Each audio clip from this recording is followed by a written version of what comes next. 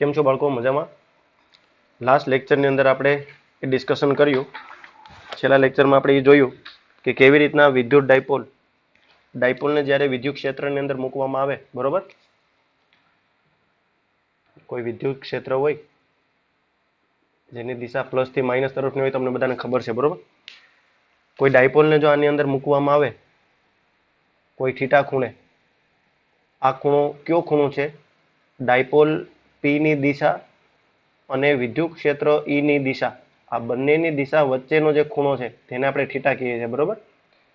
તો તમે તો એમ સમજો કે વિદ્યુત ડાયપોલની જે મોમેન્ટનો જે ખૂણો છે એ તો નેગેટિવ થી પોઝિટિવ તરફ હોય, એટલે માઇનસ થી પ્લસ તરફની હોય, બરોબર? જ્યારે આ પ્લસ થી માઇનસ તરફની હોય, એટલે આ જે ડાયરેક્શન છે તે પી ની ડાયરેક્શન છે. પી સદિશ હું આમ લખું, આ ઈ સદિશ, બરોબર? આ વિદ્યુત ક્ષેત્ર વાળો સદિશ, આ પી સદિશ. તો આ બંને વચ્ચે જે ખૂણો બેનો, આ ખૂણાને આપણે કહીએ થીટા. ને આ આપેલા કોઈ ખૂણા ઉપર જ્યારે ડાયપોલ પરની આપેલા ખૂણા પર ડાયપોલ પરની જે આપણે સ્થિતિ ઉર્જા યુ મેળવવી હોય, તો પછી તે યુ માટેનું આપણે સૂત્ર કંઈક આવું જોયું હતું, માઇનસ પીઈ કોસ થીટા. ઠીક છે બાળકો? તમને એમ કીધું હોય કે શરૂઆતનો ખૂણો કોઈ થીટા છે અને અંતિમ ખૂણો થીટા 1 પાસે લઈ જવો છે, તો આ બે ખૂણાઓ વચ્ચે સ્થિતિ ઉર્જાનો તફાવત કહેવાય.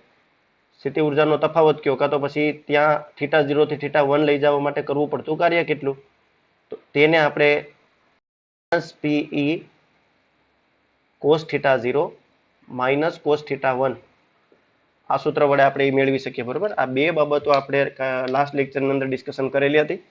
આજે આપણે ફરીથી આવું જ એક સૂત્ર મેળવીએ. ઓકે, પણ આ સૂત્રની અંદર ફરક એટલો કે બે ડાયપોલના તંત્રની સ્થિતિ ઉર્જા, બે વિદ્યુત ભારોના તંત્રની સ્થિતિ ઉર્જાના સૂત્ર પરથી બાહ્ય ક્ષેત્રમાં ડાયપોલની સ્થિતિ ઉર્જાનું વૈકલ્પિક સૂત્ર આપણે મેળવવાનું છે. તો આના વિશે આપણે ડિસ્કશન કરીએ. જો અહીંયા શું કીધું છે તમને, બે વિદ્યુત ભારોના તંત્રની સ્થિતિ ઉર્જાના સૂત્ર પરથી. હવે તમે યાદ કરો કે જ્યારે બે વિદ્યુત ભારોથી બનતું તંત્ર, કોઈ બે વિદ્યુત ભારોથી બનતું તંત્રનો મતલબ એવો થયો કે બાળકો, હું કોઈ અનંત અંતરે રહેલા Q1 અને પ્લસ Q2 વિદ્યુત ભારોને અનંત અંતરેથી વિદ્યુત ક્ષેત્રની અંદર, અનંત અંતરેથી વિદ્યુત ક્ષેત્રની અંદર ક્ષેત્રની વિરુદ્ધ જો હું લાવું એ બિંદુ પાસે અને બી બિંદુ પાસે, કે કંઈક એ બિંદુ R1 અંતરે છે અને બી બિંદુ R2 અંતરે છે, Q1 ને અહીંયા લાવું ને Q2 ને અહીંયા લાવું, તો પછી અહીંયા લાવ્યા પછી અહીંયા જે તંત્ર બને, આ બે વિદ્યુત ભારોથી જે તંત્ર બને, આ તંત્રની સ્થિતિ ઉર્જા માટેનું આપણે એક સૂત્ર ભણી ગયા હતા, U બરાબર Q VR1 plus Q VR2 plus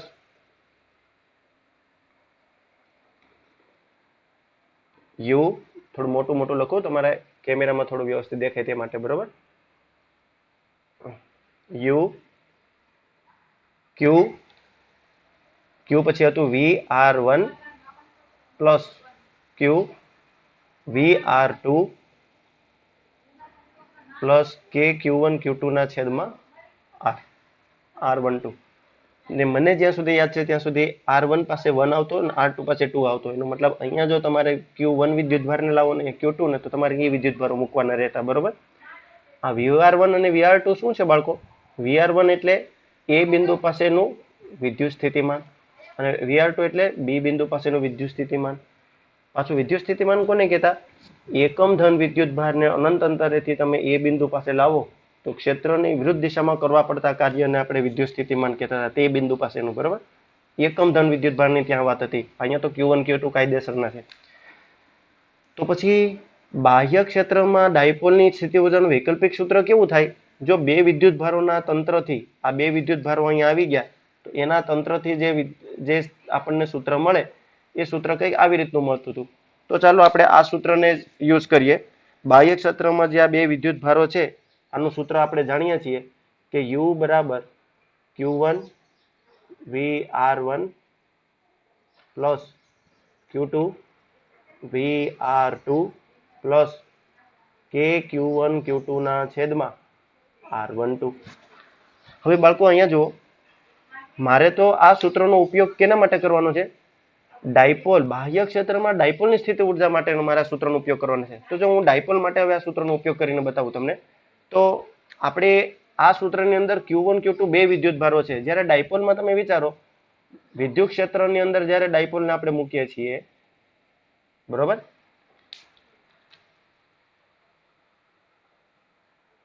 minus ક્યુ થી પ્લસ ક્યુ આ ડાયરેક્શન થાય, પ્લસ થી માઇનસ વિદ્યુત ક્ષેત્રની આ ડાયરેક્શન થાય, ખૂણો થીટા, તેમના વચ્ચેનું જે અંતર છે તે 2a છે. આપણે એમ સમજીએ કે અહીંયા જે Q1 નું કામ છે, આ Q1 નું કામ માઇનસ Q1 નું જે કામ છે બાળકો, તે આપણે આને કહી દઈએ, બરોબર. દાખલા તરીકે Q1 જે છે તે પ્લસ વિદ્યુત ભાર છે, Q1 ને આપણે પ્લસ વિદ્યુત ભાર Q કહી દઈએ. આ જે છે એને આપણે કહી દઈએ કે તું Q1 છે. માઇનસ Q ને કહી દઈએ કે ભાઈ તું જે છે એને Q2 જે છે એને આપણે કહી દઈએ કે તું માઇનસ Q છે, બરોબર. તો આ Q1 થયો અને આ Q2 થયો. તો આપણા સૂત્રની અંદર માઇનસ ને પ્લસ માટે આપણે આ બે વિદ્યુત ભારોની વાત કરી. હવે તમે જુઓ, આ બંને વચ્ચેનું અંતર શું છે? 2a છે. ને યાદ કરો, હમણાં મેં તમને જે ડાયાગ્રામ્સ બનાવ્યો હતો, અહીં દેખાડ્યો હતો, તો આ ડાયાગ્રામ્સની અંદર અહીંયા જે હતો અને અહીંયા આ બંને વચ્ચેના અંતરને આપણે R12 કીધું હતું, યાદ છે? તો પછી આ R12 ને હું 2a નું અંતર આપી દઉં. ઉગમ બિંદુથી આ વિદ્યુત ભાર, આમાં ક્યાંક ઉગમ બિંદુ હશે એવું તમે નક્કી કરી લો. તો ઉગમ બિંદુથી આ વિદ્યુત ભાર R1 અંતરે છે, ઉગમ બિંદુથી આ વિદ્યુત ભાર R2 અંતરે છે. સમજાણી વાત? એથી મેં આને Q1 ને Q2 ની સાથે જે છે તેને પ્લસ ને માઇનસ સપોઝ કરી લીધા. અને બાળકો, આ 2a વાળું જે અંતર છે તે બે વિદ્યુત ભારો વચ્ચેનું હોય. તો R12 એ બે વિદ્યુત ભારો વચ્ચેનું અંતર છે, તો અહીંયા તો 2a છે. તો પછી હું R12 ની સરખામણી કરી દઉં 2a સાથે. સમજાણી વાત? તો આપણે આટલી વસ્તુ વ્યવસ્થિત લખવી પડે. તમે તો આમ લખી શકો કે ડાયપોલ પરના પ્લસ Q વિદ્યુત ભારને Q1 કહીએ અને તે R1 સ્થાન સદિશ છે. તેવી જ રીતે, અને ત્યાંનું વિદ્યુત સ્થિતિમાન VR1 છે. તેવી જ રીતે Q2 વિદ્યુત ભારને ડાયપોલ પરના માઇનસ Q વિદ્યુત ભારને Q2 વિદ્યુત ભાર કહીએ, જે ઉગમ બિંદુથી R2 જેટલા અંતરે છે, અને ત્યાં વિદ્યુત સ્થિતિમાન VR2 છે. બે વિદ્યુત ભારો વચ્ચેના અંતરને R12 કહીએ, જ્યાં ડાયપોલ વચ્ચેના બે વિદ્યુત ભારોનું અંતર 2a છે, માટે R12 બરાબર 2a. આવી રીતનું તમે આખી એક વ્યવસ્થિત વાત લખી શકો. હું ડાયરેક્ટ કરવા જઈ રહ્યો છું, બરોબર, જેથી સમય થોડો બચે. તો ચાલો હવે આપણે આની શરૂઆત કરીએ. તો એનો મતલબ એવો થયો કે આ ત્રણ વસ્તુઓ આપણી પાસે છે. ચાલો આ ત્રણ વસ્તુને હું આની અંદર મૂકી દઉં, તો પછી આવી રીતનું કંઈક સૂત્ર ક્રિએટ થાય બાળકો, કે થીટા ખૂણે છે ને, જો થીટા ખૂણે ડાયપોલની સ્થિતિ ઉર્જાનું વૈકલ્પિક સૂત્ર માટે હું આમ કરું, u થીટા બરાબર, જો આ જ સૂત્ર હું લખવા જઈ રહ્યો છું. પણ હવે આ સૂત્રની અંદર ચેન્જીસ હું શું કરીશ બાળકો? જે નવું મેં સપોઝિશન કરેલું છે, જે નવું મેં ધારેલું છે, ડાયપોલને મેં એવી રીતનું ધારેલું છે કે તે બે વિદ્યુત ભારોના તંત્રથી બનતી સ્થિતિ ઉર્જા હોય છે. તો ડાયપોલ જ, પણ મેં વિચાર્યું એવું કે આ બે ડાયપોલ, આ જે ડાયપોલ છે તેના બે વિદ્યુત ભારો થી તંત્રની જે સ્થિતિ ઉર્જા બને છે તે છે. તો u થીટા ને હું આવી રીતનો સપોઝ કરી લઉં, u થીટા બરાબર Q1. ચાલો Q1 ની જગ્યાએ પ્લસ Q મૂકવાના, VR1 પ્લસ, બરોબર, Q2. ચાલો Q2 ની જગ્યાએ આપણે માઇનસ Q મૂકવાના, VR2 હે ને, VR2 સ્થાન સદિશ પ્લસ K Q1 Q2. તો K Q1 ની જગ્યાએ પ્લસ Q, Q2 ની જગ્યાએ માઇનસ Q ના છેદમાં R12 ની જગ્યાએ હું 2a લખી દઉં. ઠીક છે બાળકો? બરાબરની નીચે બરાબર, અહીંથી હું જુઓ VR1 અને VR2 માં આ વિદ્યુત ભારો જે છે તે ડાયપોલ પરના વિદ્યુત ભાર છે. તમને ખબર છે ડાયપોલ પરના વિદ્યુત ભાર સમાન હોય. પછી Q ને હું બારો કાઢી લઉં, તો પછી અહીંયા શું વધ્યું? બ્રેકેટમાં VR1 minus plus minus VR2, બરોબર, આ બધા સદિશ સ્વરૂપમાં છે, પ્લસ આ પ્લસ માઇનસ લખી નાખો, અહીંયા પ્લસ માઇનસ લખી નાખો, KQ²/2a આવું લખી શકાય, KQ²/2a આવું લખી શકાય બાળકો, બરોબર. હવે તમે એમ જો, અહીંયા જે આ પદ છે, તમે આ જે પદ જોઈ રહ્યા છો, આ પદને શું કહેવાય? યાદ કરો, VR1 માઇનસ VR2. આપણે VR1 માઇનસ VR2 કિંમત મેળવવાનો પ્રયત્ન કરવાનો છે. હવે આપણે આ કિંમત મેળવવાનો પ્રયત્ન કરીશું. પહેલા તો આ છે શું એને તમે સમજો. આને કહેવાય વિદ્યુત સ્થિતિમાનનો તફાવત. યાદ છે તમને? આપણી વ્યાખ્યા શું હતી? વિદ્યુત ક્ષેત્રમાં કોઈ પણ એક બિંદુએથી બીજા બિંદુએ એકમ ધન વિદ્યુત ભારને લઈ જવા માટે ક્ષેત્રની વિરુદ્ધમાં કરવું પડતું જે કાર્ય હતું તે કાર્ય શું દર્શાવતું હતું? બે વિદ્યુત સ્થિતિમાનના તફાવત દર્શાવતું હતું. યાદ છે? તો હું આ જ વસ્તુ લખવાનો પ્રયત્ન કરું છું. તમે અત્યારે વિડીયો સ્ટોપ કરી વિડીયો પોઝ કરીને તમે પેલા આટલું લખી નાખો, વ્યવસ્થિત સમજાવેલું છે તે સમજી લો અને આ લખી નાખો. પછી હું આની વેલ્યુ હવે આપણે મેળવવા જઈ રહ્યા છે. બરોબર? આ સૂત્ર ને આપણે કિંમત મેળવવા જઈ રહ્યા છે. ઓકે, ચાલો.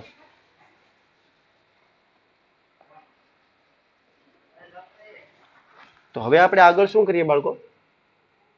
હવે આપણે VR1 માઇનસ VR2 ની કિંમત મેળવવા જવાનો પ્રયત્ન કરીએ. બરોબર? ની કિંમત મેળવવાનો પ્રયત્ન કરીએ.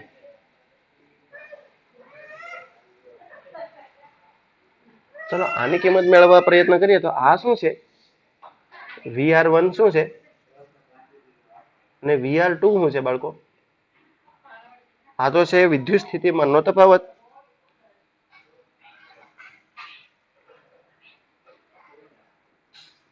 હેને? આને વિદ્યુત સ્થિતિમાનનો તફાવત કહેવાય. વિદ્યુત સ્થિતિમાનના તફાવતની વ્યાખ્યા શું હતી? આવી રીતની કઈ હતી કે વિદ્યુત ક્ષેત્રમાં કોઈ એક બિંદુએથી બીજા બિંદુએ એકમ ધન વિદ્યુત ભારને ક્ષેત્રની વિરુદ્ધ દિશામાં લઈ જવા માટે કરવું પડતું કાર્ય છે.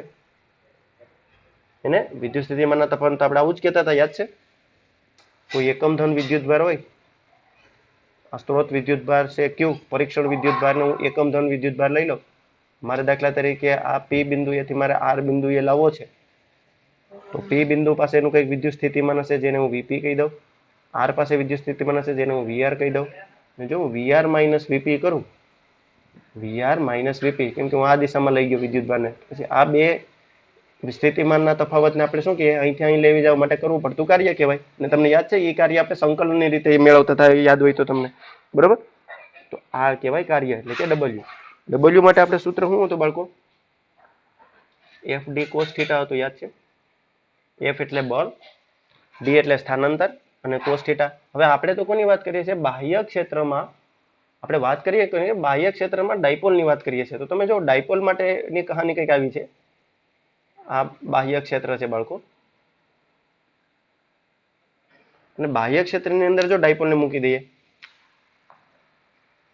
આ ડાયપોલને મૂકી દીધું. બરોબર? આવી રીતનું વ્યવસ્થિત આકૃતિ બનાવી દો.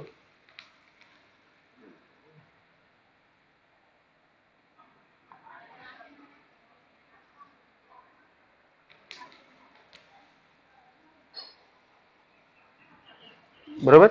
હવે જે આ ડાયપોલ છે આમાં આપણને ખબર છે કે અહીંયા ઋણ વિદ્યુત ભાર Q હોય, અહીંયા ધન વિદ્યુત ભાર Q હોય, આ બે વચ્ચેનું અંતર 2a હોય, આ એંગલ જે છે તે થીટા છે. તો પછી આ એંગલ પણ કેટલો થાય બાળકો? આ એંગલ એ થીટા થાય. આ બધા એંગલ થીટા જ થાય. બરોબર? પ્લસ થી માઇનસ તરફની ડાયરેક્શન જે છે તે વિદ્યુત ક્ષેત્રની ડાયરેક્શન છે, અને આની માઇનસ થી પ્લસ તરફની, એટલે આ દિશામાં ડાયરેક્શન છે. તો હવે જો FD cos થીટા, તો જો હું અહીં cos થીટાનું સૂત્ર વાપરું, આ વિદ્યુત ભારનું સ્થાનાંતર આટલું થશે, આમ ફરતો ફરતો આટલું વિદ્યુત ભારનું સ્થાનાંતર થશે. જો આ મારે મેળવવું હોય તો હું આમ લખી શકું. આના માટે હું આમ લખી શકું કે cos થીટા બરાબર પાસેની બાજુ, આ પાસેની બાજુને હું સ્થાનાંતર કહું. આ જે છે ને અહીંયા આ બાજુ, આને સ્થાનાંતર કહું. તો પછી સ્થાનાંતરના છેદમાં કર્ણ એટલે કે 2a. તો પછી સ્થાનાંતર કેટલું થયું? સ્થાનાંતર કેટલું થયું બાળકો? જો 2a cos થીટા થાય, 2a into cos થીટા. બસ આ સ્થાનાંતરની આ વેલ્યુને મારે અહીંયા મૂકવાની છે, d ની જગ્યાએ. બસ બીજું કંઈ નહીં. f ની કિંમત આપણને ખબર છે. f બરાબર આપણે શું લખીએ? eq લખીએ. eq into d cos theta, જ્યાં થીટા શું છે આપણે પછી વાત કરીએ. બળ અને d, આ બે વચ્ચેનો ખૂણો કેટલો બને? તો જુઓ, આ બે વચ્ચેનો જે ખૂણો છે તે 180 બનશે. કઈ રીતે 180 બનશે? આ બળ અને સ્થાનાંતર. જો આ ડાયપોલ આમ છે, આ પ્લસ છે, આ પ્લસ છે, આ માઇનસ છે, અહીંયા માઇનસ છે, તો આ પ્લસ છે ને આ માઇનસ છે, એટલે આ જે આ એંગલ જે બનશે, બરોબર, આ ફરતો ફરતો ફરતો આવી રીતનું ગોઠવાઈ જાય આમ. આ ફરતું ફરતું આપણે આમ ટોર્ક આપીએ ને, આ ટોર્કને ફરતા ફરતા આપણે આવી રીતના ગોઠવી દઈએ, બરોબર. તો પછી પ્લસ આ બાજુ, આ માઇનસ આ બાજુ, એનો મતલબ અહીંયા 180 નો ખૂણો બનશે પી અને ઈ વચ્ચે. ઈ પ્રમાણે આપણે વાત કરીએ અહીંયા, તો જુઓ આ ઈ એટલે વિદ્યુત ક્ષેત્ર ઈ, આ ક્યુ એટલે કોણ, આ ક્યુ એટલે કોણ, એકમ ધન વિદ્યુત ભાર, હે ને. જો આપણે વાત કોની કરેલી, એકમ ધન વિદ્યુત ભારની વાત કરી, તો ક્યુ ની જગ્યાએ હું 1 મૂકી દઉં, ડી ની જગ્યાએ સ્થાનાંતર, આ ડી મને અહીંયા મળેલો છે, જો 2a cos થીટા, તો અહીં ડી ની જગ્યાએ લગાવી દઉં 2a cos theta multiply by cos theta, તો આ cos થીટા ની જગ્યાએ હું મૂકી દઉં, cos પાઈ મૂકી દઉં, કેમ કે 180 નો ખૂણો બને. પરિણામે ફાઇનલી તમને આવી રીતનું કંઈક મળે, ઈ એ કોઈ 2a cos થીટા એમના એમ, cos પાઈ ની વેલ્યુ થાય -1. પરિણામે તમને આ કેવું મળે, તમને આવી રીતનું કંઈક મળશે, -e 2a cos theta, -e 2a cos theta.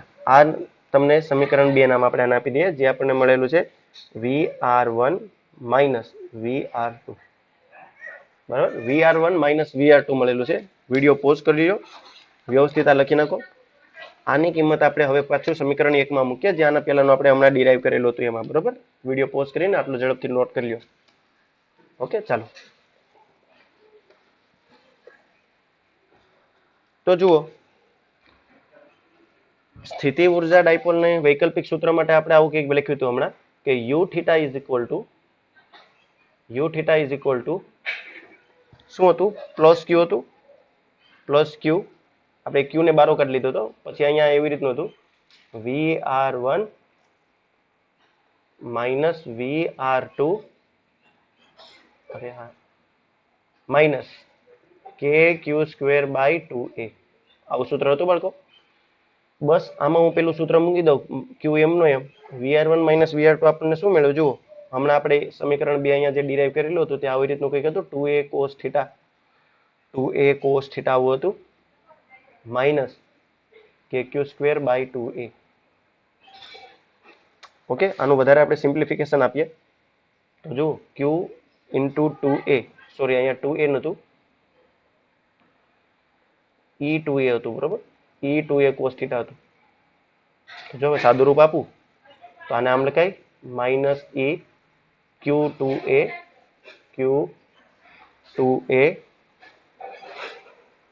cos theta minus KQ²/2a, બરોબર. Q ઇન્ટુ 2a, આને શું કહેવાય, Q ઇન્ટુ 2a ને તો આપણે યાદ છે, વિદ્યુત dipole moment P, Q multiply by 2a. હવે આપણે સૂત્ર પહેલા ચેપ્ટરમાં ડિરાઈવ કરેલું છે, તો હું P ની કિંમત અહીં મૂકી દઉં, તો E into P cos theta minus KQ²/2a. તો તમે અહીં જોઈ શકો છો બાળકો, ડાયપોલની સ્થિતિ ઉર્જાનું જે વૈકલ્પિક સૂત્ર આપણે મેળવવાનું હતું, આ વૈકલ્પિક સૂત્રમાં માત્ર આ એક જ પદ એવું પદ છે જે થોડું મહત્તમ, થોડું એક્સ્ટ્રા મળે છે, બરોબર. એટલે આપણો જે જવાબ છે, આપણે ગઈકાલના મતલબ લાસ્ટ લેક્ચરની અંદર આપણે શું સાબિત કર્યું હતું, U બરાબર -PE cos થીટા આપણે મેળવ્યું હતું, યાદ છે. ડાયપોલ માટેની સ્થિતિ ઉર્જાનું સૂત્ર આપણે આ મેળવ્યું હતું. જ્યારે બે વિદ્યુત ભારોના તંત્રની સ્થિતિ ઉર્જાના સૂત્ર ઉપરથી, એટલે આ સૂત્ર ઉપરથી આપણે પેલું સૂત્ર હતું ને, U બરાબર Q1 પછી VR1 પ્લસ Q2 VR2, હેને, પ્લસ KQ1 Q2 ના છેદમાં R12. આ સૂત્ર પરથી આપણે જો સૂત્ર મેળવવા ગયા તો પણ આપણને સેમ ટુ સેમ જ મળ્યું છે, PE cos થીટા.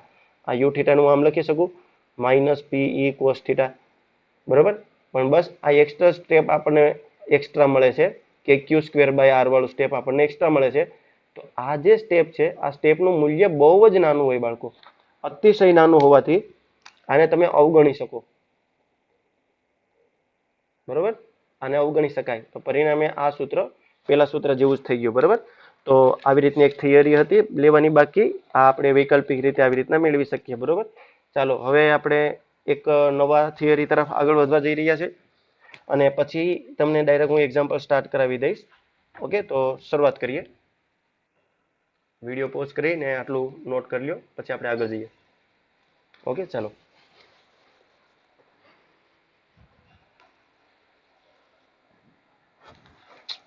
જો ઇલેક્ટ્રોન વોલ્ટ એટલે શું?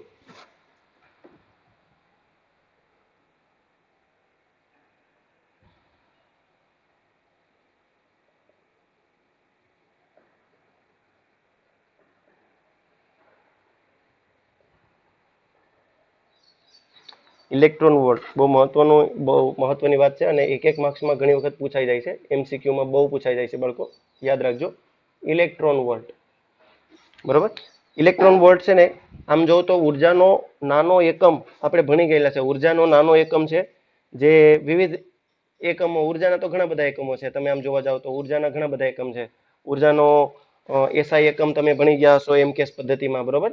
એમકેએસ પદ્ધતિમાં તમે એસઆઈ એકમ ભણી ગયા હતા કે ઉર્જાનો જે એકમ છે, આ બધી ઉર્જા માટે વાત થઈ છે, પહેલા હું કહી દઉં.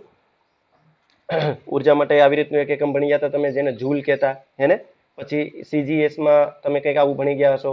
સીજીએસ જે એકમ હતો તે સીજીએસ પદ્ધતિમાં આપણે અર્ગ કહેતા, હેને. અર્ગથી તમે પરિચિત હશો કે આ અર્ગ જે છે તે અને જૂલ આવી રીતના ઉર્જા માટેના એકમો વપરાય છે.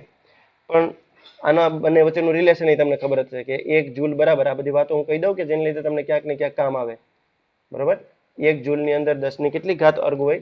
7 ઘાત જેટલા અર્ગ હોય, બરોબર. આ બધું તમને ખબર છે. પણ જો ખૂબ જ નાની ઉર્જા હોય, એકદમ સૂક્ષ્મ ઉર્જાની વાત કરતા હોય આપણે, ત્યારે આપણે આવા એકમો વાપરી શકતા નથી. તમે ભવિષ્યમાં કોલેજ સ્તરે અભ્યાસ કરવા જશો તો તમને ખબર પડશે કે ખૂબ જ નાની ઉર્જા જ્યારે હોય છે ત્યારે આપણે ભવિષ્યમાં આપણે આવી રીતના આ ઉર્જાનો ઉલ્લેખ કરી શકતા નથી. તેના માટે એક અલગથી ઉર્જાનો એકમ વ્યાખ્યાયિત કરવામાં આવ્યો, જેને ઇલેક્ટ્રોન વોલ્ટ કહેવામાં આવે છે. તો પહેલી વાત તો અહીંથી તમને એ મગજમાં પકડાઈ જવું જોઈએ કે ઇલેક્ટ્રોન વોલ્ટ બેઝિકલી કોનો એકમ છે? તો ઉર્જાનો એકમ છે. કોનો એકમ છે? આ ઉર્જાનો એકમ છે, બરોબર. અને કોના માટે વપરાય? એકદમ સૂક્ષ્મ સ્તરની ઉર્જા હોય, એકદમ લઘુ ઉર્જા હોય, તે ઉર્જા માટે આપણે આ વસ્તુ વાપરવામાં આવે છે, બરોબર. આપણને આની વ્યાખ્યા હું તમને લખાવું, પરંતુ પહેલા આપણે આ વસ્તુ સમજી લઈએ કે 1 ઇલેક્ટ્રોન વોલ્ટ એટલે કેટલા થાય. જો પહેલા હું તમને એક વસ્તુ સમજાવું. દાખલા તરીકે હું એમ કહું, એકમ ધન વિદ્યુત ભારને, આ દાખલા તરીકે એ બિંદુથી બી બિંદુ એ મારે એકમ ધન વિદ્યુત ભારને લઈ જવું છે. અહીંથી અહીંયા એકમ ધન વિદ્યુત ભારને હું લઈ જાઉં, તો પછી એકમ ધન વિદ્યુત ભારને એક બિંદુએથી બીજા બિંદુએ લઈ જવા માટે કરવું પડતા કાર્ય, એને આપણે શું કરતા હતા? વિદ્યુત સ્થિતિમાનનો તફાવત કહેતા હતા કે નતા કહેતા? હમણાં જ મેં આ વાત કરેલી ને, એનો તફાવત કહેતા હતા. વિદ્યુત સ્થિતિમાનનો તફાવત એને આપણે VA માઇનસ VB આવું લખી શકાય. તો મારો કહેવાનો અર્થ, VA માઇનસ VB આ શું છે? વિદ્યુત સ્થિતિમાનનો તફાવત છે. અને બાળકો તમને ખબર છે, તફાવતને આપણે ડેલ્ટા V વડે દર્શાવી શકીએ, હેને. આ ડેલ્ટા V એટલે ક્યારે? ડેલ્ટા V ની વ્યાખ્યા ક્યારે થઈ? આપણે એકમ ધન વિદ્યુત ભારને ખસેડવાનો પ્રયત્ન કર્યો ત્યારે. ફરી બોલું, એકમ ધન વિદ્યુત ભારને વિદ્યુત ક્ષેત્રની અંદર, એકમ ધન વિદ્યુત ભારને વિદ્યુત ક્ષેત્રની અંદર કોઈ આપેલા નિશ્ચિત બિંદુ A થી કોઈ બીજા બિંદુ B સુધી લઈ જવા માટે ક્ષેત્રની વિરુદ્ધ કરવું પડતું કાર્યને તે બે બિંદુ વચ્ચેનો વિદ્યુત સ્થિતિમાનનો તફાવત કહેવાય. એટલે જ્યારે તમે વિદ્યુત સ્થિતિમાનનો તફાવત મેળવવા જાવ છો બાળકો, ત્યારે તમે બેઝિકલી કાર્ય જ મેળવો છો. અહીંયા કેટલું કાર્ય ને અહીંયા કેટલું કાર્ય, એનું સબટ્રેક્શન કરો તો તમને એ તફાવત મળે. તો આ વિદ્યુત સ્થિતિમાનનો તફાવત હતો. તો જો હું વ્યવસ્થિત ખાલી તમને સમજાવી દઉં કે એકમ ધન વિદ્યુત ભાર હોય, એકમ ધન વિદ્યુત ભાર હોય, દાખલા તરીકે એક એકમ ધન વિદ્યુત ભારને કોઈ બે બિંદુઓ વચ્ચે તમે લઈ જાઓ, ગતિ કરાવો. એકમ ધન વિદ્યુત ભારને કોઈ બે બિંદુઓ વચ્ચે લઈને ગતિ કરાવો, તો ત્યાં તમને વિદ્યુત સ્થિતિમાનનો તફાવત મળે. વિદ્યુત સ્થિતિમાનનો તફાવત મળે ને એ તફાવતને તમે શું કહો? ડેલ્ટા V કહો. તો જો એકમ ધન વિદ્યુત ભારને કોઈ બે બિંદુઓ પાસે લઈ જવા માટે કરવું પડતું કાર્યને તે બે બિંદુઓ વચ્ચેનો વિદ્યુત સ્થિતિમાનનો તફાવત કહેવાય. દાખલા તરીકે ડેલ્ટા V જેટલો છે, બરોબર. તો પછી ક્યુ વિદ્યુત ભાર હોય બાળકો, ક્યુ વિદ્યુત ભાર હોય, તો ક્યુ વિદ્યુત ભારને લઈ જવા માટે બે બિંદુઓ વચ્ચે ક્યુ વિદ્યુત ભારને તમે ગતિ કરાવો, તો તેના માટે વિદ્યુત સ્થિતિમાનનો તફાવત કેટલો મળે? તો તે તફાવત બરાબર આપણે ક્યુ મલ્ટીપ્લાય બાય ડેલ્ટા V આવું લખી શકીએ, બરોબર. તો આને શું કહેવાય? સ્થિતિ ઉર્જામાં થતો ફેરફાર. સ્થિતિ ઉર્જામાં થતો ફેરફાર એને અંદર જે મુક્ત ઇલેક્ટ્રોન ગતિ કરતા હોય ને જ્યારે વાયરની અંદર ને ત્યારે આપણે એની ઉર્જા મેળવવા માટે આવી રીતની વાતો કરી શકીએ. ક્યુ મલ્ટીપ્લાઈડ બાય વી એટલે ડેલ્ટા વી. તો ક્યુ એટલે દાખલા તરીકે આની તો કિંમત તમને ખબર છે કેટલું 1.6 multiply by 10 to the power -19 coulomb multiply by delta V. ચાલો માની લઈએ કે આ જે વિદ્યુત સ્થિતિમાનનો જે તફાવત છે આ 1 જેટલો છે એટલે 1 વોલ્ટ જેટલો છે બરાબર. તો પછી આનો ગુણાકાર કેટલો મળે 1.6 multiply by 10 to the power -19 EV sorry 1.19 joule. વિદ્યુત સ્થિતિમાનના તફાવતને આપણે 1 EV કહીએ. તો જો હવે આની હું વ્યાખ્યા લખવા જાઉં છું બરોબર. આની વ્યાખ્યા કંઈક આવી રીતની લખી શકાય. હું બાજુમાં આની વ્યાખ્યા લખું છું, વ્યવસ્થિત જોજો બરોબર. વ્યાખ્યા જો કેમેરામાં આવે છે, પેલા હું જોઈ લઉં.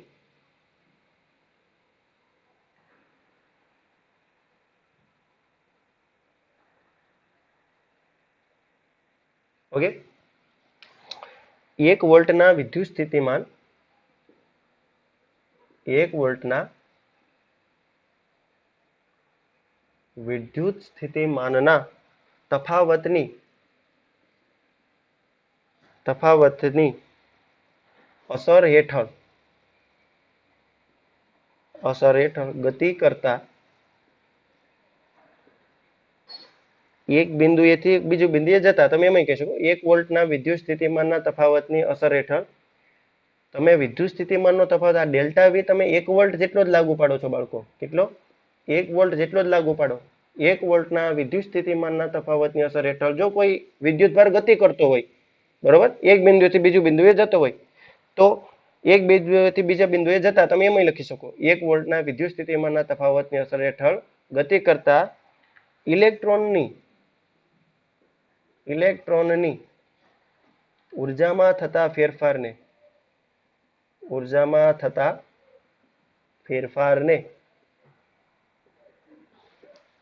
1 ઇલેક્ટ્રોન વોલ્ટ કહેવાય. ફરી બોલું જો 1 વોલ્ટના વિદ્યુત સ્થિતિમાનના તફાવતની અસર હેઠળ ડેલ્ટા વી જે તમારો 1 વોલ્ટ જેટલો જ હોય. વિદ્યુત સ્થિતિમાનનો તફાવત એટલે તમને ખબર છે કોઈ બે બિંદુઓ પાસે લઈ જવા માટે કરવું પડતું કાર્ય. 1 વોલ્ટના વિદ્યુત સ્થિતિમાનના તફાવતની અસર હેઠળ ગતિ કરતા જે ઇલેક્ટ્રોન છે તે ઇલેક્ટ્રોનની ઉર્જામાં જે ફેરફાર થાય તે ફેરફારને 1 EV કહેવાય. 1 EV નું મૂલ્ય તમને યાદ રહેવું જોઈએ 1.6 multiply by 10 to the power -19 joule બરોબર. ઉર્જાનો એકમ છે. આઈ હોપ તમે લખી લીધું હશે બાળકો. વિડીયો પોઝ કરીને લખી લ્યો. આગળ જઈએ. જો તમને એમ કહી દે કે 1 કિલો ઈવી બરાબર કેટલા જૂલ, એને એમસીક્યુમાં ઘણી વખત પૂછાઈ જાય. તો જો 1 કિલો ઈવી ને તમારે સિમ્પ્લિફાઈ કરવા કોઈ બહુ મોટી વાત નથી. 1 કિલો ઈવી ને તમે 10⁻³ ઈવી લખી નાખો. 10⁻³ એમના એમ ને 1 ઈવી, આ ઈવી એટલે તમને ખબર છે 1.6 multiply by 10 to the power -19 joule બરોબર. તો પછી આનું સાદુરૂપ આપો તો તમને શું મળે 1.6 multiply by 10 to the power -16 joule બરોબર. આવી રીતનું તમને મળી શકે. જો તમને એમ કહી દે કે 1 કિલો ઈવી, આ 1 કિલો ઈવી ની જગ્યાએ માની લ્યો કે આપણે કોઈક બીજું ઉદાહરણ લઈએ જેમ કે 1 MEV મેગા ઈવી તમને કહી દે એમાં કેટલા જૂલ છે. તો તમે શું કરો 1 MEV બરાબર મેગા એટલે કેટલી ઘાત થાય ચાલો વિચારો 10⁶ થાય ઈવી. તો 10⁶ એમ નહીં એમ ઈવી ને તમારે લખી નાખવાનું 1.6 multiply by 10 to the power -19 joule. સાદુરૂપ આપો તો તમને આવું મળે 1.6 10⁻⁹ ને 6 7 8 9 10 એટલે 10⁻13 જૂલ આવું લખાય હેને. તો કેટલું સિમ્પલ છે. જો તમને કોઈ પણ વસ્તુ તમને 1 ગીગા ચાલો તમને 1 ગીગા ઈવી આપી દે એટલે કે તમને 1 ગીગા ઈવી આપી દે કે 1 ગીગા ઈવીમાં કેટલા જૂલ હોય. તો તમારે શું કરવાનું ગીગા એટલે 10 ની કેટલી ઘાત થાય 9 ઘાત થાય ઇન્ટુ ઈવી બરોબર. પછી એ પ્રમાણે સિમ્પ્લિફાઈ દેવાનું જેમ અહીંયા સિમ્પ્લિફિકેશન કર્યું. કહેવાનો મતલબ આ બહુ સિમ્પલ છે ટોપિક બરોબર. સમજાણી વાત. હવે આપણે દાખલા શરૂઆત કરીએ. કેટલા સમયથી આપણે એક્ઝામ્પલ નથી ગણ્યા. ચાલો આપણે આજે એક્ઝામ્પલ લખવાનો પ્રયત્ન કરીએ. આ વિડીયો પોઝ કરીને તમારે લખવાનું હતું. આશા રાખું છું તમે લખી નાખ્યું છે બરોબર. ચાલો ઉદાહરણ 2.3.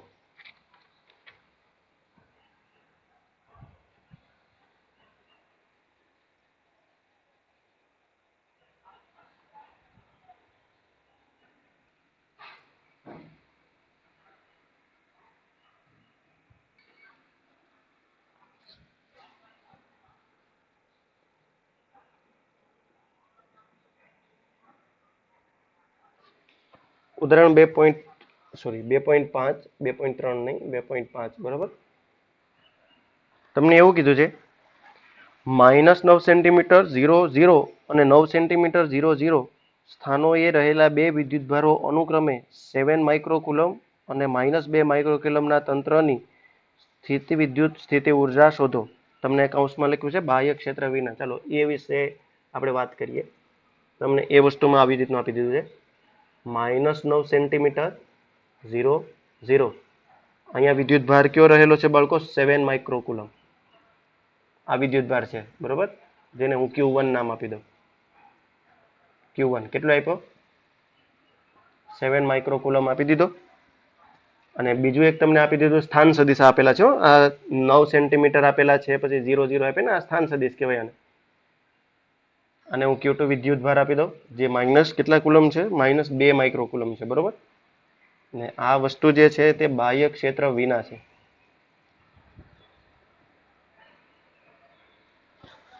આપણે મેળવવાનું શું છે? સ્થિત વિદ્યુત સ્થિતિ ઉર્જા મેળવવાની છે બરોબર. આપણે સ્થિત વિદ્યુત સ્થિતિ ઉર્જા મેળવવાની છે. ચાલો આની વાત કરીએ. જુઓ, -9 સેન્ટીમીટર 9 સેન્ટીમીટર 0 Q1 Q2 બહુ સહેલો એક્ઝામ્પલ છે.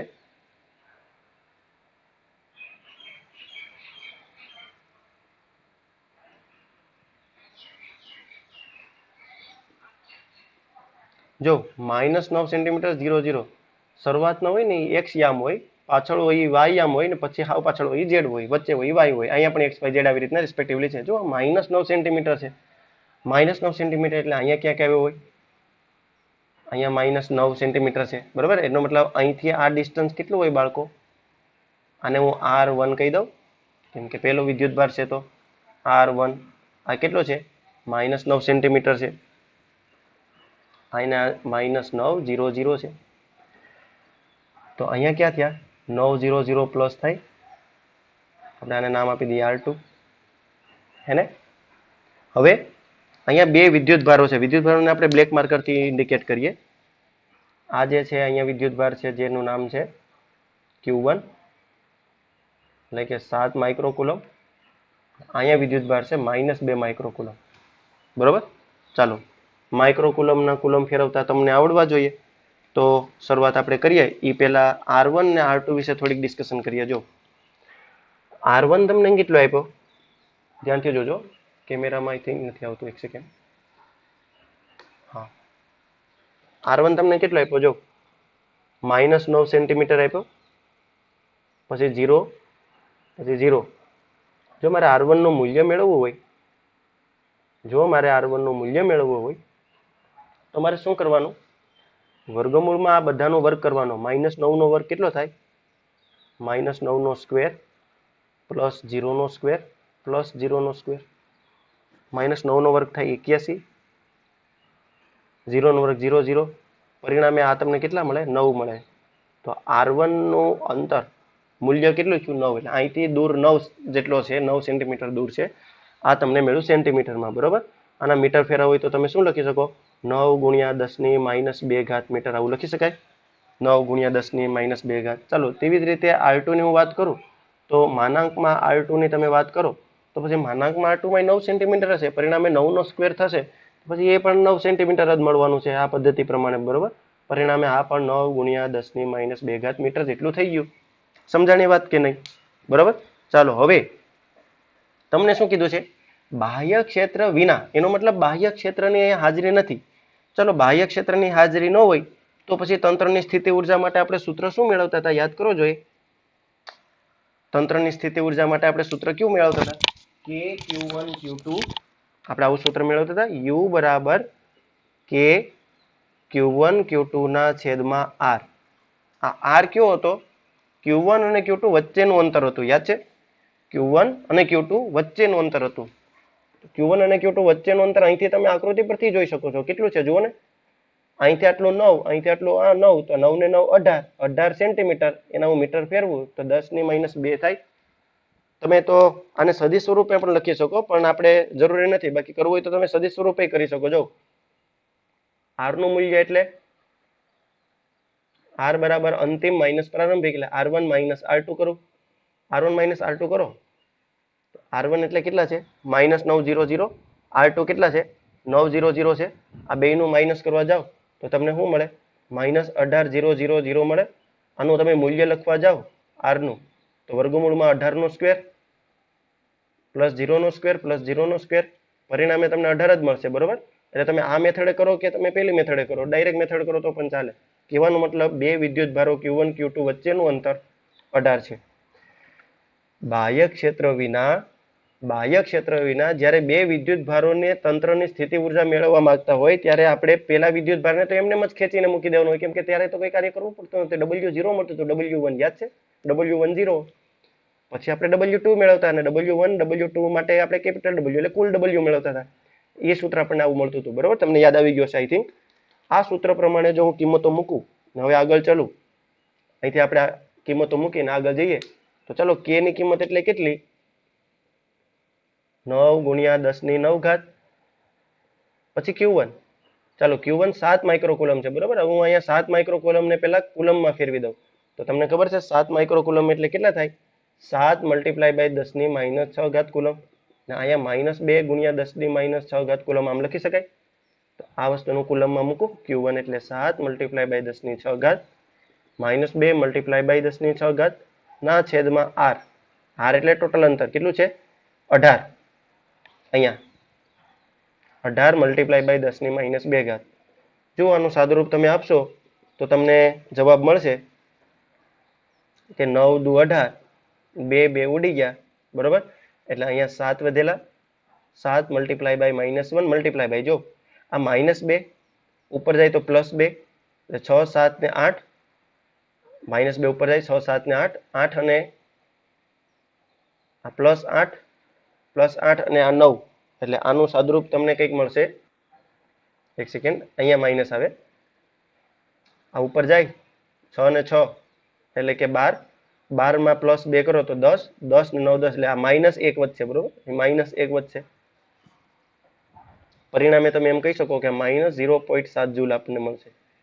આ તમને U મેળવ, -0.7 જૂલ. સમજાણી બાળકો વાત? આપણને કયા સૂત્રથી મેળવું? K Q1 Q2 ના છેદમાં R. R કયો કે R12 કયો, બે વસ્તુ એક જ છે. બરોબર, R કયો કે પછી R12 કયો, 1 2 વચ્ચેનું અંતર ઈ થયું. તો આ વસ્તુ આપણે નોટ કરશું અને હવે આગળ B માટે વિચારશું. બરોબર, હવે B માટે વાત કરીએ. ચાલો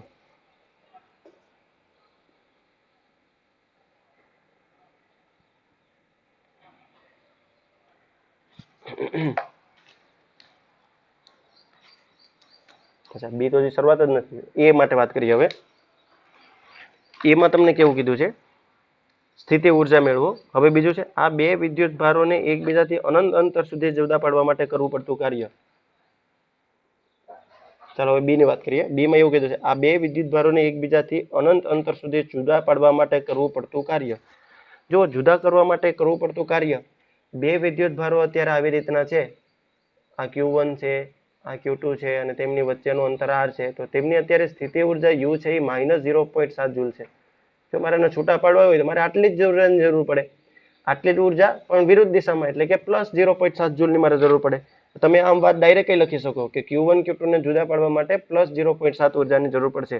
બરોબર, બાકી જો તમારે વ્યવસ્થિત વિચારીને લખવું હોય તો પછી તમે એમ કહી શકો કે માની લ્યો કે અત્યારે વ્યવસ્થિત તમારે જો તમને સમજાવવું તો આ Q1 વિદ્યુત ભાર અહીંયા છે, આ Q2 વિદ્યુત ભાર અહીંયા છે. માની લો કે અત્યારે એ R અંતરે છે, તો પછી સ્થિતિ ઉર્જા કેટલી U ઇનિશિયલ કહું, અહીંયા તમને સમજાશે. એક વિદ્યુત ભાર અહીંયા, બીજો વિદ્યુત ભાર અહીંયા, તેમના વચ્ચેનું અંતર R. આવા સમયે એની ઇનિશિયલ એટલે કે પ્રારંભિક ઉર્જા મને કેટલી મળી -0.7 મળી જૂલ.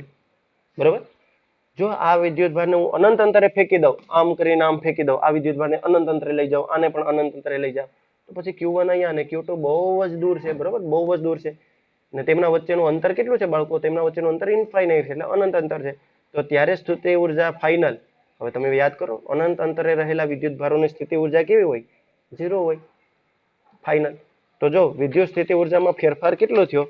સ્થિતિ ઉર્જામાં ફેરફાર કેટલો થયો કે અહીંથી મને અહીં લઈ જવા માટે કરવું પડતું કાર્ય W બરાબર U final minus U initial, આમ લખી શકાય. તો યુ ફાઇનલ એટલે 0 માઇનસ સૂત્રના અને યુ ઇનિશિયલ એટલે -0.7 પરિણામે +0.7 મળશે. મળશે તો આટલા જ પણ પ્લસમાં મળશે બરાબર. આ માઇનસમાં મળ્યા પ્લસમાં મળશે. તો આ તંત્રના વિદ્યુત ભારોને અનંત અંતરે લઈ જવા માટે આટલું જ કાર્ય કરવું પડશે, બસ વિરુદ્ધ દિશાનું કરવું પડશે એટલે +0.7 જૂલ. અહીંયા કાર્ય છે તે અદિશ રાશિ છે એટલે વિરુદ્ધ દિશા નથી બોલતો, પણ આટલું જ કાર્ય કરવું પડશે, પણ આનાથી થોડું ઊંધું 0.7 જૂલ જેટલું કરવું પડશે. ઓકે, તો આવી રીતના તમે આ ઉદાહરણ વ્યવસ્થિત રીતે લખી શકો.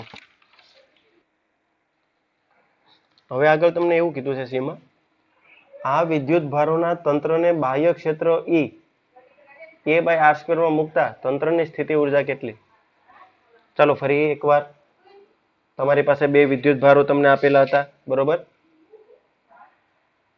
એક વિદ્યુત ભાર Q1 અહીંયા હતો, બીજો વિદ્યુત ભાર Q2 અહીંયા હતો. આમના વચ્ચેનું અંતર જેને આપણે R1 કીધું, આમના વચ્ચેનું અંતર જેને આપણે R2 કીધું. આગળ જતા ખબર પડી R1 ની કિંમત, R2 ની કિંમત એટલે આ બંનેનું મૂલ્ય, હા R જેટલું જ છે એટલે આનું 9 મળતું, આનું 9 મળતું, તો આપણે એને અત્યારે R કહી દઈએ છીએ. ઓકે, આનું મૂલ્ય જેટલું છે આટલું જ ડિસ્ટન્સ આનું છે, તો આપણે એને અત્યારે R કહી દઈએ છીએ.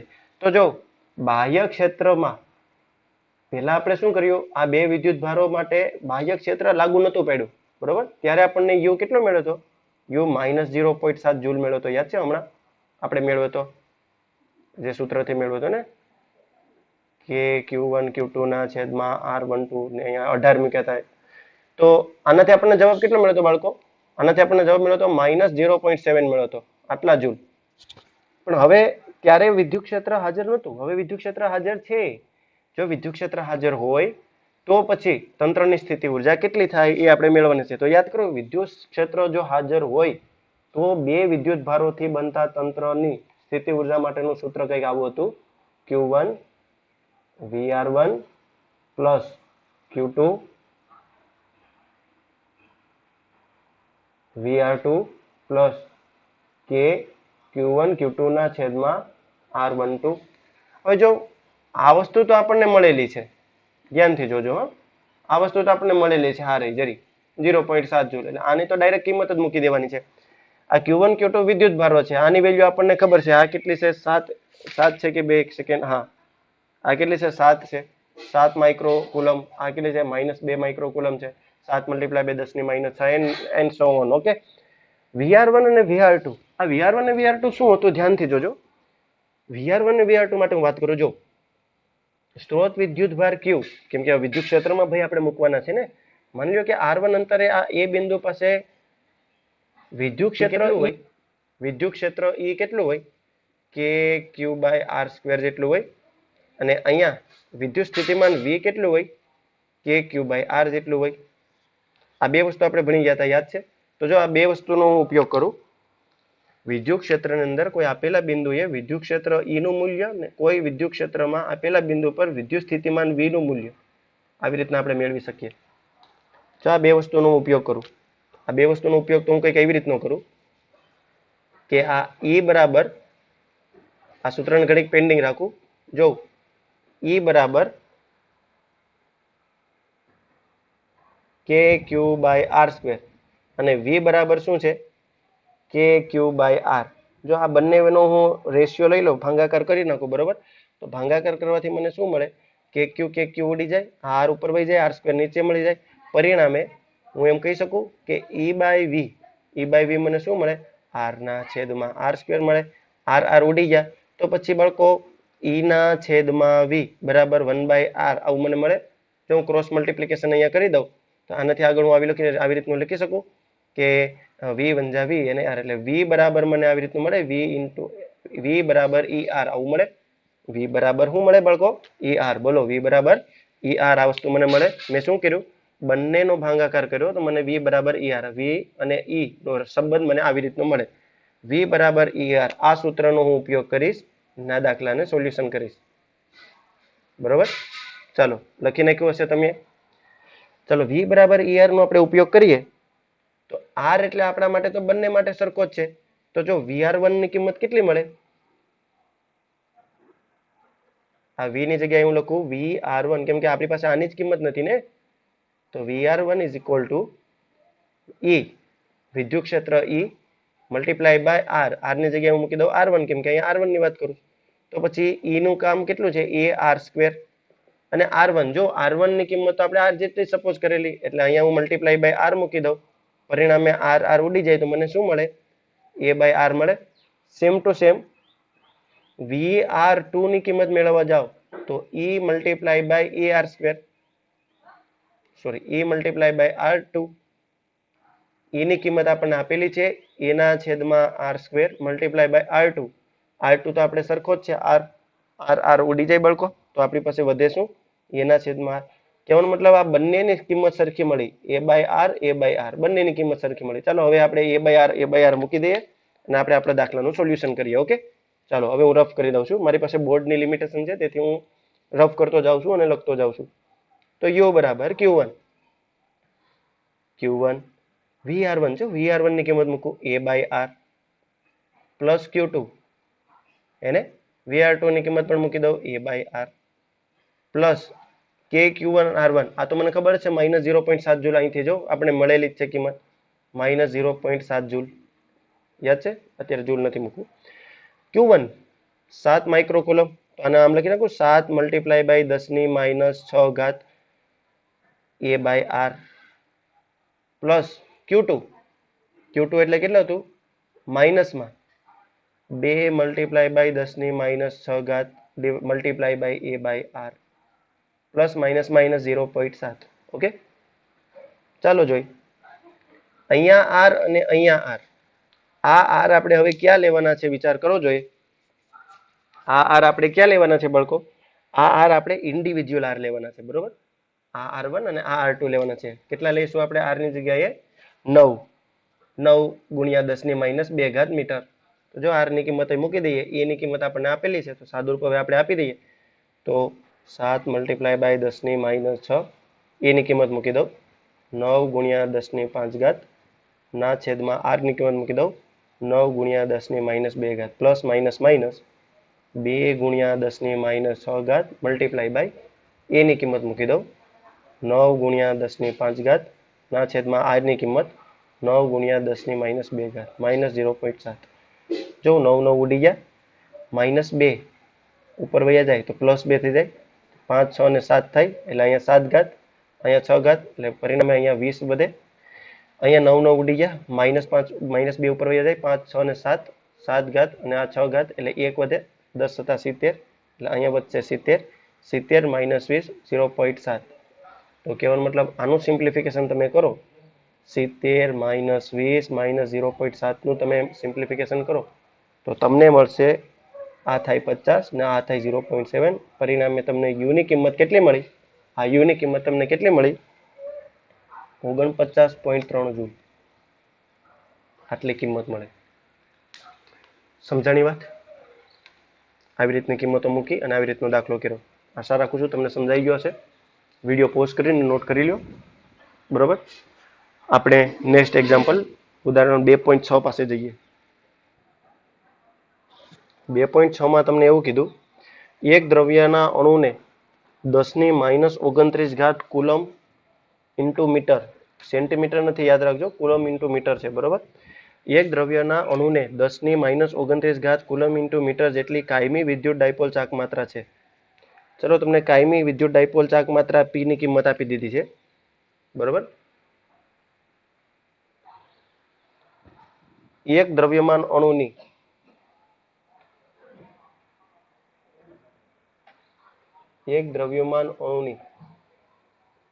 ડાયપોલ ચાક માત્રા એટલે વિદ્યુત ડાયપોલ મોમેન્ટ P તમને આપી દીધી છે. કેટલી આપી છે?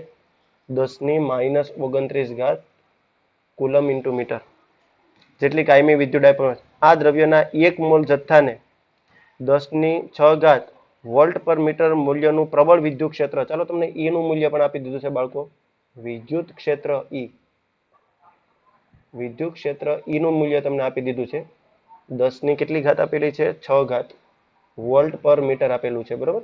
વોલ્ટ પર મીટર યાદ છે? વોલ્ટ પર મીટર તીવ્રતાનો એકમ પણ હતો. પ્રબળ વિદ્યુત ક્ષેત્ર નીચા તાપમાને ધ્રુવીભૂત કરેલ છે. ક્ષેત્રની દિશા એકાએક 60 ડિગ્રી ખૂણો જેટલી બદલવામાં આવે તો આ દ્રવ્યની ડાયપોલની ક્ષેત્રની નવી દિશામાં ગોઠવતા મુક્ત થતી ઉષ્માની ગણતરી કરો. સરળતા ખાતર 100% ધ્રુવીભવન થયું એવું ધારો. બરોબર, ચલો આપણે જોઈએ. જો બાળકો બહુ સમજાય એવો દાખલો છે, બહુ સિમ્પલ છે, આઈએમપી છે, પૂછાય એવો છે. જો કોઈ દ્રવ્ય હોય ને, દાખલા તરીકે અમે દ્રવ્ય દોર્યું, અમારી પાસે કોઈ એક દ્રવ્ય છે, દાખલા તરીકે હાઇડ્રોક્લોરિક એસિડ HCl છે. તો H છે એ ધન આયન હોય અને Cl છે એ ઋણ આયન હોય. આ ધન આયન અને આ ઋણ આયન, આ બંનેથી ધન ને ઋણ આયનથી HCl બને ને આને લીધે વિદ્યુત ડાયપોલ બને. બરોબર, આને લીધે અણુમાં ડાયપોલ બને. અણુની અંદર આવી ડાયપોલ બને. આવડો મોટો મેં પદાર્થ બનાવ્યો, હું હજી મોટો પદાર્થ બનાવું તમને સમજાય એ હાટું. બરાબર, દાખલો બહુ વ્યવસ્થિત છે, સમજાયો છે. એક આ HCl નો અણુ છે, તો જો એમાં એક H પ્લસ બનાવશે, એક Cl માઇનસ બનાવશે ને એને લીધે ડાયપોલ બનશે. ને એની દિશા કઈ હોય? માઇનસ થી પ્લસ તરફની હોય. બધા આમ નહીં હોય, બધા અસ્તવ્યસ્ત છે. કોક પ્લસ અહીંયા હશે, કોક માઇનસ અહીંયા હશે, તો આની દિશા આમ હોય. એને કોક માઇનસ અહીંયા હશે, કોક પ્લસ અહીંયા હશે, આની દિશા માઇનસ થી પ્લસ આ દિશામાં હોય. કોક અણુ આમ હોય, કોક અણુ આમ હોય. ગમે એમ તમે દોરી શકો. બરોબર, ગમે તેમ તમે દોરી શકો. ઊભો દોરીએ, આ માઇનસ પ્લસ બધા આડા હળવા હોય. કહેવાનો મતલબ માઇનસ થી પ્લસ એટલે આ દિશામાં વિદ્યુત ડાયપોલ મોમેન્ટ પી હોય. આવા એક નો હોય, આવા તો અસંખ્ય હોય. કરોડો, 2 કરોડ, 3 કરોડ, અસંખ્ય આવી રીતના અણુઓ હોય. એક દ્રવ્યમાન અણુની ડાયપોલ ચાક માત્રા તમને આપી દીધી. એટલે આ બધાની ડાયપોલ, કુલ ડાયપોલ કેટલી હોય? આ બધાની કુલ ડાયપોલની મોમેન્ટ કેટલી હોય બાળકો? 0 હોય. આ બધાની ડાયપોલ ચાક કેમ કે એક આમ હોય તો બીજો આમ હોય, તો એ બંનેની અસર નાબૂદ થઈ જાય. એક આમ હોય તો બીજો આમ હોય, તો એની અસર નાબૂદ થઈ જાય. એટલે આવા તો અસંખ્ય હોય. આ તો એકલો પર્ટિક્યુલર સ્વતંત્ર કોઈ પણ એક ડાયપોલની ચાક માત્રા આટલી છે. બધાની હારે નથી આપી. બરાબર, કોઈ એકની વાત કરેલી છે. સમજાણી વાત? કોઈ એક અણુની આવી રીતના આપેલી છે. તો જો એક અણુની આટલી, તો પછી આની અંદર કેટલા અણુઓ હોય એ આપણને કેમ ખબર પડે?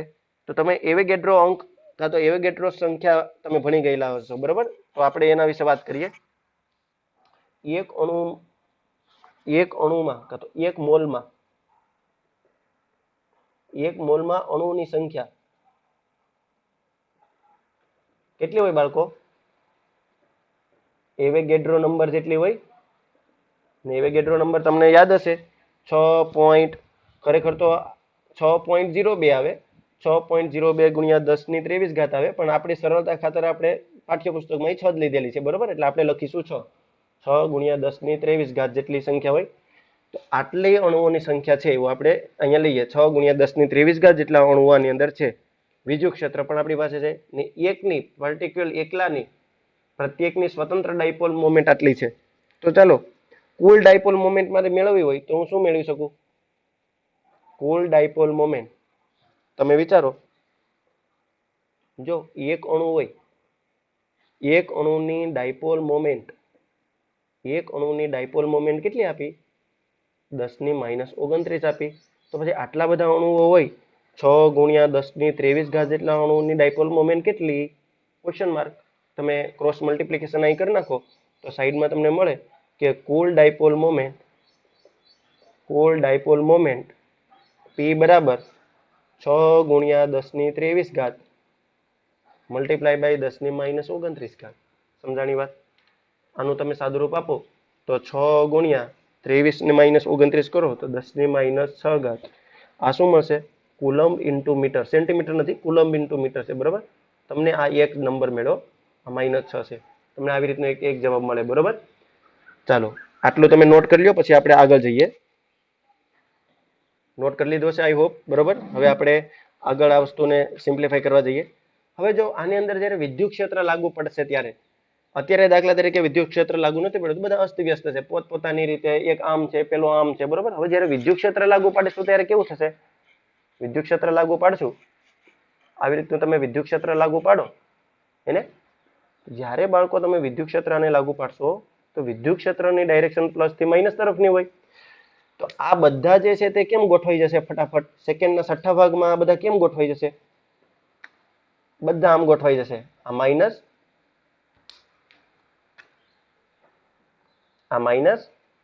આ પ્લસ, આ માઇનસ, આ પ્લસ, આ માઇનસ, આ પ્લસ. કહેવાનો મતલબ બધા આવી રીતના ગોઠવાઈ જશે, બરોબર.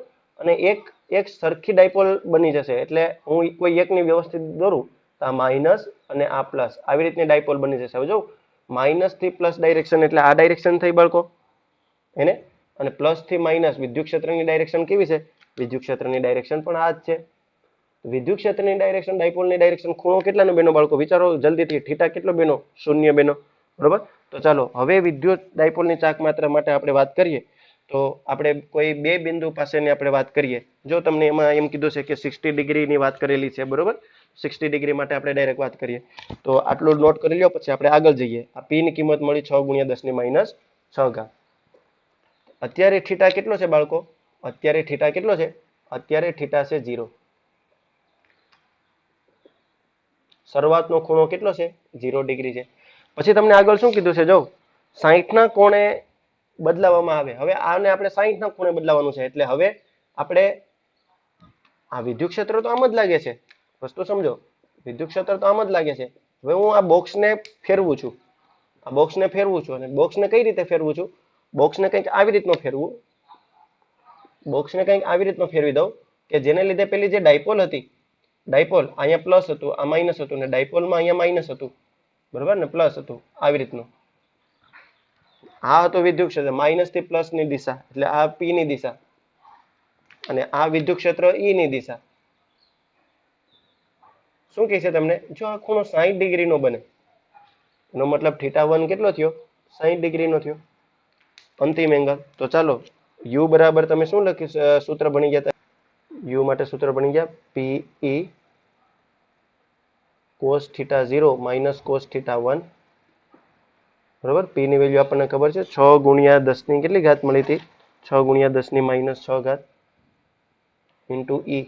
ઈ તો છે 10⁻6 ઘાત મલ્ટીપ્લાય બાય cos θ0. cos θ0 ને cos θ0 મૂકી દઈએ. cos θ1, cos θ1 1 તો છે 60 ડિગ્રી. જો આ કેન્સલ આઉટ થઈ જશે એટલે અહીંયા 6 વધશે. આની કિંમત 1 થાય અને આ થાય 1/2. તો 6 એકુ 6 અને આનું ગુણાકાર 72 ને 6 એટલે અહીંયા 3 મળશે.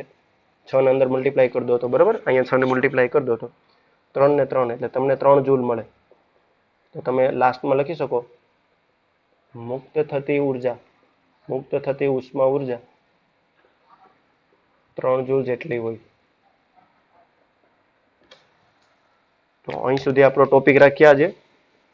આજના લેક્ચરની અંદર આપણે આટલું રાખીએ, બરોબર. હવે પછીનો નેક્સ્ટ ટોપિક આપણે ડાયરેક્ટ શરૂઆત કરીશું 2.10 ડાઇલેક્ટ્રિક અને ધ્રુવીભવન એટલે શું, બરોબર. એના વિશે ડાયરેક્ટ આપણે માહિતી મેળવીશું. ઓકે બાળકો.